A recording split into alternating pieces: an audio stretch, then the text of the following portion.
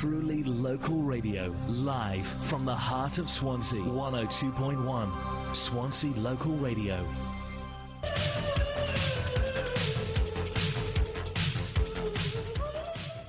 A huge welcome. Thank you very, very much indeed to Swansea's very own Bonnie Tyler. Thank you. Thank you very much. Very nice. Oh, are you often back in Swansea? Quite often, yeah. I do spend a lot of time in Europe, as you know. Dad was a miner. Mum was into opera. My mother was a fantastic opera singer, but not professional. But she was just amazing, you know. It was inevitable that a lot of us would become singers because there was always music in the house, you know. What kind of stuff were you listening to back then when you were growing up? Oh, my favourite music then was like Janis Joplin, Tina Turner, Wilson Pickett. Always big voices I liked, you know. Like I did like a lot of soul music as well, mind you know, like all the Motown stuff. I loved that. Yeah. But, you know, I really went for more the solo artists like Joe Cocker and people like that, you know, that they were my favourites. Have you ever, you know, because you've had such an extraordinary career and for so long, do you ever manage to meet any of the people you used to listen to when you were a girl? Oh, yeah. I've met quite a few people, actually, and sang with quite a few people that, like, for instance, the first band I went to see was like Frankie Miller. And I ended up recording a duet with him in New York. And that was incredible to work with Jim Steinman, you know, who recorded everything for Meatloaf. Yeah. And to work with Frankie, one of the best singers ever, I think, you know. But no, I met Paul McCartney loads of times. Well, I was just thinking, you know, have there been moments when you thought, oh my goodness, look who I'm standing next to? Is the girl from Skewen ever pinching herself? Yeah. More than once a day, I tell you. I tell you about the first time I ever met Paul McCartney was in Rack Studios in London, and I had It's a Heartache then was a big hit record, you know, and me and Paul McCartney were high in the charts. I was number 3 and he was number 1 with Muller Kintyre. And these were the days when records used to sell 100, 200, 250,000, not like today. God, 36,000 copies a day I was selling. You know, lucky if they sell that now to have a gold disc. Yes. 36,000 copies a day I was selling.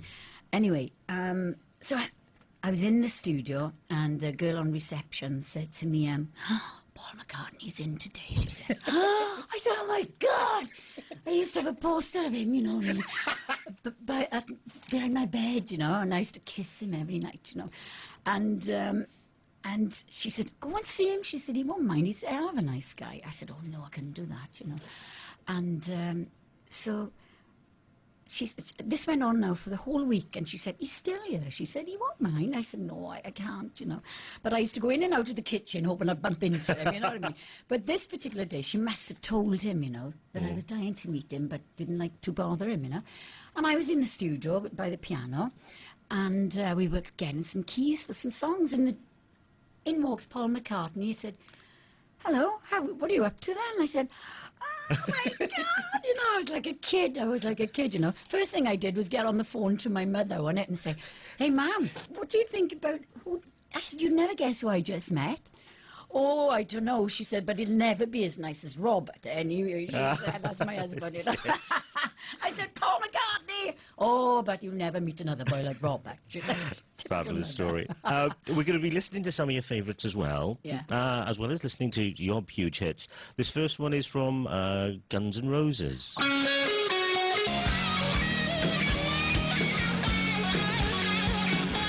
That's Guns N' Roses, a favourite tune of our special guest today on the station, Swansea's very own Bonnie Tyler.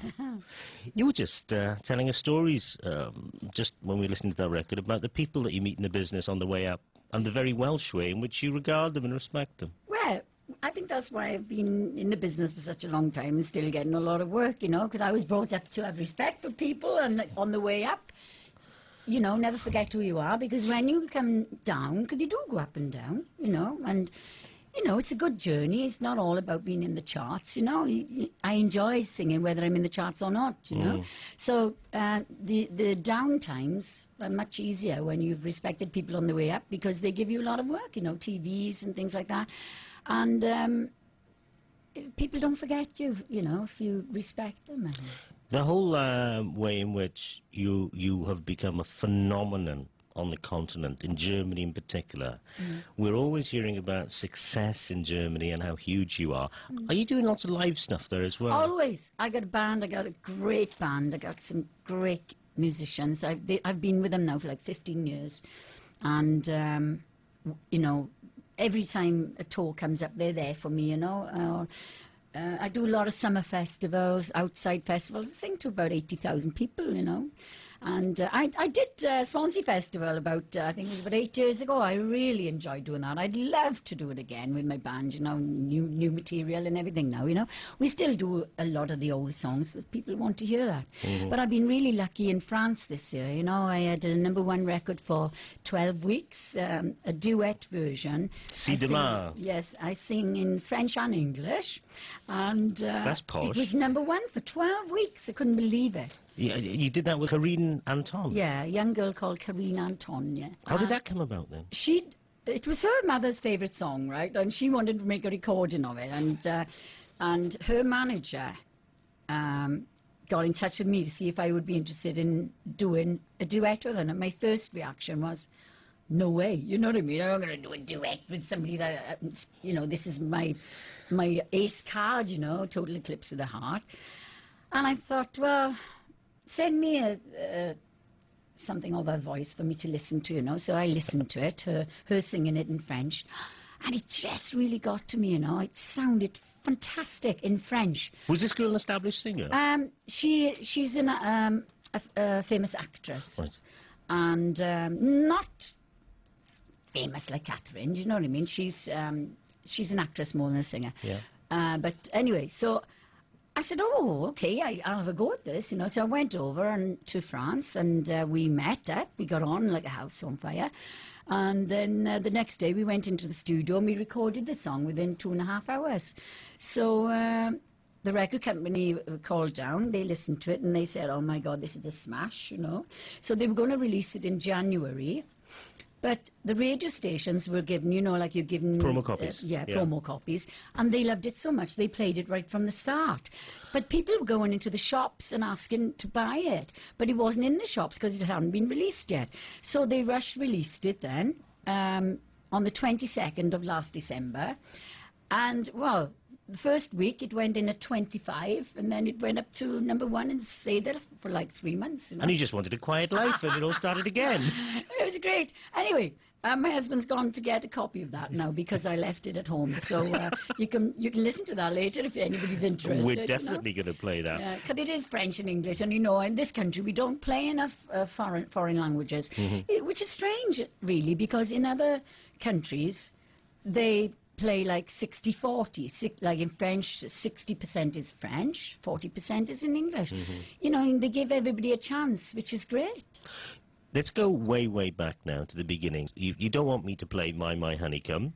Well, that was your first actual record. Yeah. And then straight after that, there was the smash Lost in France. The reason why I say it's not worth playing My Honeycomb is because, you know, I don't think anybody has ever heard it, you know. And then they released Lost in France afterwards, and it became an international hit then. It went to #9. And since then, my feet haven't touched the ground. You were doing something with Ronnie Scott. Ronnie Scott is the guy that wrote, do you remember For the Casuals, Jessamine? Yes. He wrote that. He wrote songs for Lulu, I'm a Tiger, and things like that. Good pedigree then. Yeah. Anyway, he wrote Lost in France, and it's a heartache and for me. And actually, it was Roger Bell that heard me singing in The Townsman in the early 70s. I started singing there in 1969. So we will have listeners to the station that will remember The Townsman. Oh, yeah. A lot of people got married there, I was a Dixie. I was in Bobby Wayne and the Dixies. The name, innit? Anyway, I worked with Ronnie Williams, another local guy, my first manager, and great experience, you know what I mean? Thrown in completely in the deep end. I was working like 6 nights a week, every week. And while I was working there, Roger Bell, a talent scout, was working for Chapel Music in London at the time, came down because he'd been told about the boy singing in the band upstairs. So he came down to listen to him.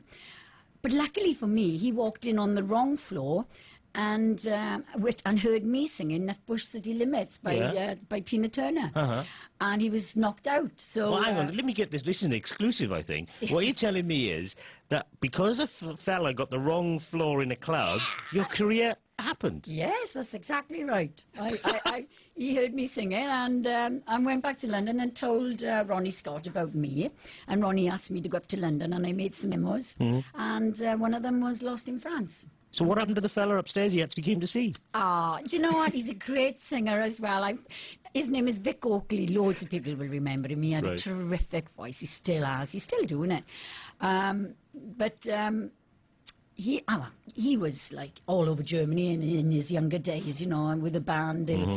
Strangely enough, when I was a young kid, he used to live opposite me in the same street in Skewin. And it's funny that, you know, it ended up that way.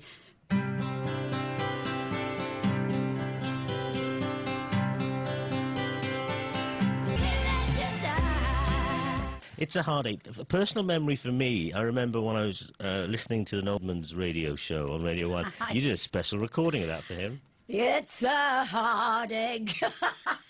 He kept saying I was talking about heartaches. Yeah, he was good to me, Noel Edmonds. I like him very much. Yeah. We've got a lot of people who love your music, and they came to your music via the rock route of Jim Steinman. Now, Jim Steinman, Bonnie Tyler, at first, what would this guy want to be doing with a Welsh singer? How did that connection happen? All my fault, which I'm glad about. I love Batter the Hell, right? When I heard that song, when I seen him on the Old Grey Whistle Test doing that song, I said, oh, I would love a song like that. That's my kind of song, you know, really something to really sing, you know. And I told my manager at the time that, you know, oh, God, it would be a dream to work with the writer and producer of this record. So he said, well, we'll ask. And we're talking about Meatloaf's recording. Yeah, Jim Steinman, you know. And I thought, well, you know, yeah, ask. What can he say? Yes or no? You know, go for the top and then go to the next rung on the ladder, you know what I mean? So we asked him, and as you say, you know, he's probably going to think, well, you know, what me and Bonnie Tyler got in common, you know? But he asked us to send over some of my albums, so I sent them over. He wasn't impressed with the albums, but he was very impressed with the voice. He didn't particularly like the songs, but he knew that I had something that he could bring out. You were an instrument he could use then in his orchestration. Yeah. So he asked me to go over to America to meet him, so I went to meet him. How excited were you about that? In New York. Oh, I was scared stiff. I was. But anyway, I went, and he lived in this incredible apartment next to Dustin Hoffman and overlooking the Central Park, you know. And we go in there, and that was weird in itself, mind, because we got out of the security, you know, on the doors and things like that. Then we go up in the lift. I'll never forget, E.T. was in the cinema at the time, right? And do you remember the part with the M&Ms in E.T., the sweets, you know, those coloured sweets? Yeah. So anyway, we get on the top floor now.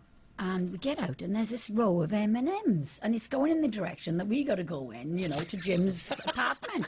And we think, oh, this is a bit strange. Oh, it's a bit strange, do you know what I mean? So anyway, we got to the door, and there was a row of door ledge as well. And so I thought, strange. And anyway, we rang the bell, and this thing opened the door.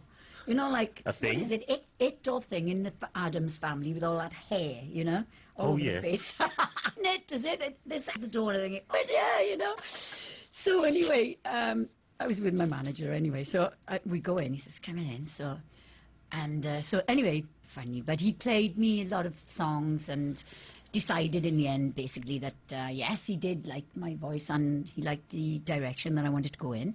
3 weeks later, he called me back. And he played me the most incredible song. And he gave me the lyrics while he played it on the piano. And Rory Dodd, who sings the turnarounds with me, sang it. So that, you know, because he reads music and everything. I don't read music. But he sang it so that I'd get the gist of the song. And I was just crying. It was so beautiful, you know. And I couldn't